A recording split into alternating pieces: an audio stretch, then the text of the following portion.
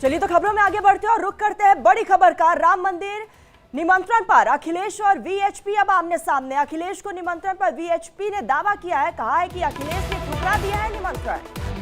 देखिए, विश्व हिंदू परिषद की तरफ से इस बात का जिक्र किया गया है, जिनको जानते हैं उनसे ही निमंत्रण लेते हैं। अखिलेश ने इस बात का जिक्र किया, जिनको नहीं जानते उनसे निमंत्रण नहीं लेते। ये बड़ी खबर सामने आ रही है। राम मंदिर निर्माण पर जो है सियासत हुई और अब निमंत्रण पर सियासत हो रही है। जी हां, आपको जानकारी दें कि राम मंदिर निमंत्रण पर अखिलेश और वीएचपी अब आमने सामने आ गए हैं। अखिलेश को निमंत्रण पर वीएचपी का दावा है कि अखिलेश ने निमंत्रण को ठुकरा दिया है। विश्व हिंदू परिषद की तरफ से इस बात का जिक्र किया है कि उन्होंने निमंत्रण नहीं लिया है।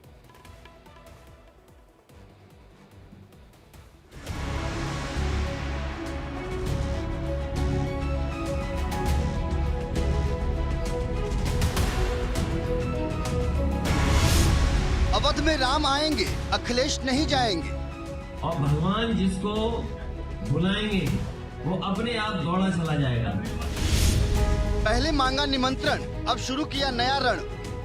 मैं इनको नहीं जानता हूं, न मेरा इनका कोई परिचय है। अब इंसान नहीं, अखिलेश को मनाएंगे भगवान। तो भगवान बुलाते हैं, उन्हीं को मौका मिलता है। अब जब बुलाएंगे तो हम लोग जाएंगे। 500 सालों का वनवास खत्म कर सनातन के सम्राट प्रभु श्री राम अपने नगर अयोध्या पधार रहे हैं।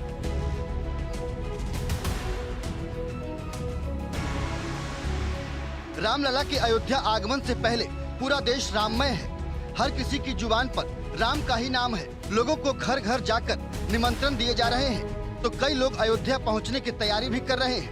लेकिन समाजवादी पार्टी के अध्यक्ष अखिलेश यादव को खुद भगवान राम के निमंत्रण का इंतजार है।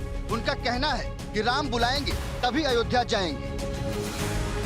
याद करिए, और हम सब बचपन से जानते हो, सीखे, जिसको भगवान बुलाते हैं उन्हीं को मौका मिलता है। अब जब बुलाएंगे तो हम लोग जाएंगे। भाई, उनके न्योता से हमारा न्योता क्या लेना देना। दरअसल मामला कुछ यूं है कि अयोध्या में राम मंदिर निर्माण को लेकर विश्व हिंदू परिषद की तरफ से निमंत्रण पत्र दिए जा रहे हैं। वहीं अखिलेश यादव का आरोप था कि उन्हें निमंत्रण पत्र नहीं मिला है, लेकिन अब विश्व हिंदू परिषद का दावा है कि उन्होंने अखिलेश यादव को प्राण प्रतिष्ठा समारोह में शामिल होने का निमंत्रण दिया। तब वो कह रहे हैं कि राम जी बुलाएंगे तो अयोध्या जाएंगे। कि बुलाएंगे तो जाएंगे, तो बुलाया है।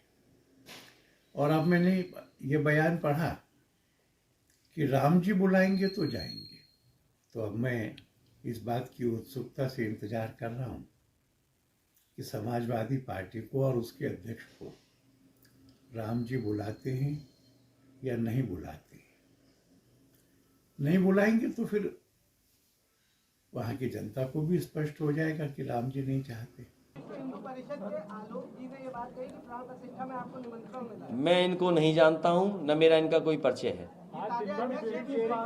मैं नहीं जानता हूं, न मेरा कोई परिचय है, न मेरी उनसे कभी कोई मुलाकात हुई होगी। जो परिचय वाले हैं, हमारे व्यवहार में यही माना जाता है, जो परिचय जिनका होता है वही एक दूसरे को व्यवहार देते हैं। दरअसल विश्व हिंदू परिषद की ओर से आलोक कुमार समाजवादी पार्टी के मुखिया को निमंत्रण देने गए थे, लेकिन अखिलेश यादव ने इनको पहचानने से ही इनकार कर दिया। एक बार फिर सुनिए, जब प्रेस कॉन्फ्रेंस में अखिलेश यादव से इससे जुड़ा सवाल किया गया, तब उनका जवाब क्या था।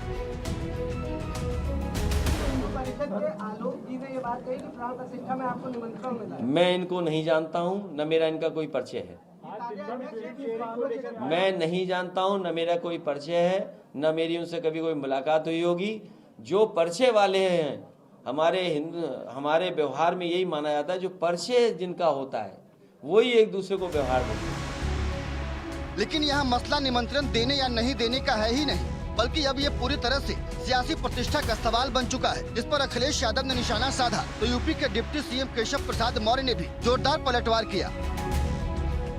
ये भगवान का कार्यक्रम है और भगवान से बड़े मुख्यमंत्री नहीं हो सकते। भगवान से बड़े कोई भी नहीं हो सकता, हम भी नहीं, आप भी नहीं, ना मुख्यमंत्री जी। और भगवान जिसको बुलाएंगे वो अपने आप दौड़ा चला जाएगा। क्या भारतीय जनता पार्टी सूची बना रही है, कौन अतिथि होगा, कौन आएगा, कौन नहीं आएगा। ये भगवान का कार्यक्रम है, भगवान श्री राम का कार्यक्रम है उसमें इन लोगों को ज्यादा हस्तक्षेप नहीं करना चाहिए। भगवान जिसको बुलाएंगे वो जाएंगे। तो रामलला का मंदिर हर राम भक्त का है, हर राष्ट्र भक्त का है, हिंदुओं का भी है, मुसलमानों का भी है। हिंदू भगवान के रूप में पूजते हैं, मुसलमानों के पूर्वज हैं। यहाँ कोई भेद नहीं है। वोट की घटिया राजनीति करने वाले सत्ता से बेदखल हो चुके हैं, उनका राजनीतिक कोई भविष्य नहीं है। अगर माननीय नरेंद्र मोदी जी प्रधानमंत्री नहीं बनते तो शायद रामलला का भव्य मंदिर आज हम बना हुआ देख नहीं रहे होते, 22 जनवरी का इंतजार नहीं कर रहे होते।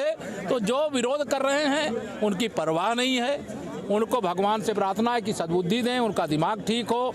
लेकिन अगर नहीं ठीक हो रहा है तो वो अपना कोई डॉक्टर से इलाज कराएं। हम तो यही भगवान से चाहेंगे कि अपना ठीक हो जाए।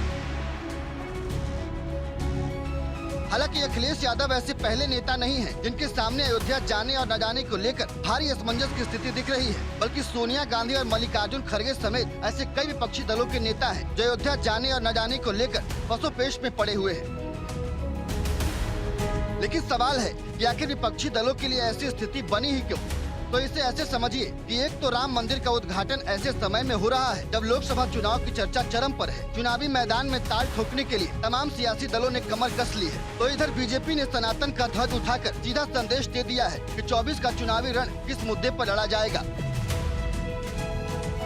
लिहाजा 22 जनवरी को रामलला की प्राण प्रतिष्ठा अब सियासी प्रतिष्ठा का सवाल बन चुका है, जिसे लेकर बीजेपी 22 जनवरी के बाद पूरे देश में चुनावी अभियान तेज करने की तैयारी में है। ऐसे में विपक्षी दलों को भी ये पता है कि अगर वो अयोध्या जाते हैं तो इसमें कहीं न कहीं बीजेपी की ही जीत है, और अगर अयोध्या नहीं जाते हैं तो चुनाव में हिंदू वोटरों के खिलाफत का सामना करना पड़ेगा, जिसका सीधा असर चुनावी नतीजे पर होगा। ऐसे में अब देखने वाली बात यह है कि विपक्षी दल बीजेपी के इस मेगा प्लान का क्या तोड़ निकालते हैं।